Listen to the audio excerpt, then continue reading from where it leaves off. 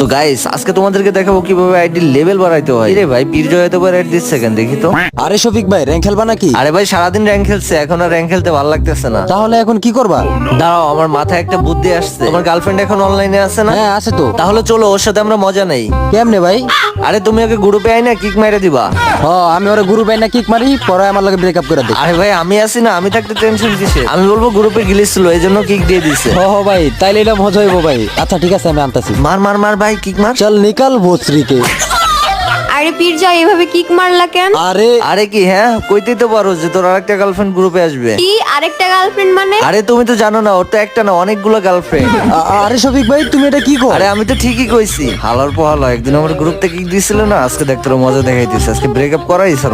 আরে আপু কি দেখতেছো? এখন ওর সাথে ব্রেকআপ করে দাও। ভালো হইতেছে না কিন্তু শফিক ভাই। হারামজাদা কুত্তা শয়তান বিলাই, তোকে অনেক ভালো ভাবতাম। যা তোর সাথে আজকে ব্রেকআপ। এই নে গ্রুপ থেকেও কিক খা।